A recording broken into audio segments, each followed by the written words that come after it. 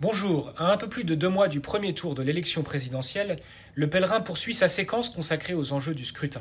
Alors qu'Emmanuel Macron s'apprête à officialiser sa candidature à un second mandat, nous revenons sur son quinquennat marqué par un libéralisme assumé, un chômage en baisse, mais aussi et surtout par une pandémie inédite, une pandémie dans laquelle nous sommes toujours englués.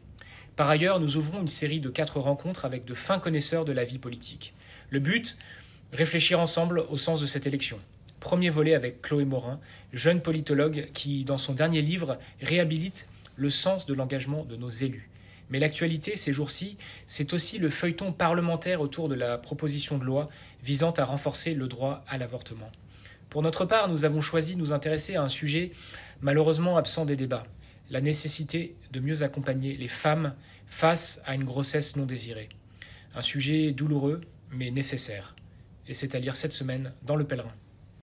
Bonjour, le manque de prêtres, la baisse du nombre de fidèles sont, en monde rural particulièrement, un défi pour l'Église en France qui tente de remodeler le paysage paroissial sans abandonner les périphéries à un désert spirituel. Alors dans son dossier de la semaine, Famille chrétienne creuse justement le sens profond de la paroisse, cette cellule de base de la vie de l'Église. Gros plan dans nos pages avec un reportage sur la réorganisation des paroisses en Corrèze, mais aussi dans le diocèse de Sens-Auxerre où justement à cause du manque de prêtres, l'évêque lui-même est récemment devenu curé d'une paroisse. Et puis, ils sont pleinement consacrés et en même temps pleinement laïcs. Qui sont les laïcs consacrés? Enquête dans nos colonnes sur ces hommes, ces femmes qui ont donné leur vie à Dieu, mais ne sont pas pour autant religieux et vivent au cœur du monde. Et cela à l'occasion de la Journée mondiale de la vie consacrée, ce 2 février. Bonne lecture.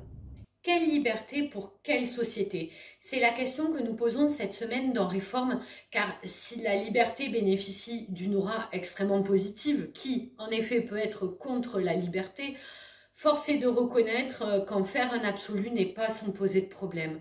Alors, jusqu'où accepter les concessions et les restrictions à notre liberté? La crise sanitaire nous fait nous poser de manière très certainement plus aiguë cette question, plus aiguë encore que d'habitude. Et si finalement l'égalité et la fraternité étaient les modérateurs naturels, je dirais, de cette liberté?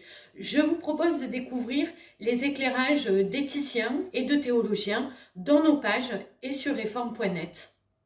Cette semaine, dans l'hebdomadaire La Vie, nous consacrons notre dossier à la question de la dématérialisation. Pour l'immense majorité des Français, le numérique constitue un vrai progrès qui leur permet notamment d'accéder plus facilement aux services publics. Mais pour ceux qui ont du mal avec Internet, et ils sont 13 millions de Français, la dématérialisation est un véritable casse-tête. Nous sommes allés à leur rencontre.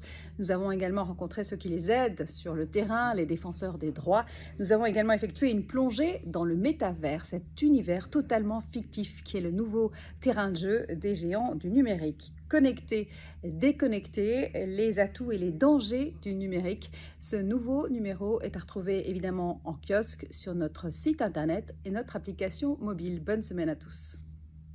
Bonjour, cette semaine dans France Catholique, nous vous proposons un numéro spécial consacré à la figure de Don Bosco, cet éducateur hors pair de la jeunesse défavorisée de Turin. Et c'est justement à Turin que nous vous emmenons avec notre envoyé spécial sur les pas de Don Bosco, là où il a commencé son patronage du Val d'Occo et où désormais a été érigée la grande basilique de Marie Auxiliatrice et le siège des Salésiens et de l'immense postérité de Don Bosco.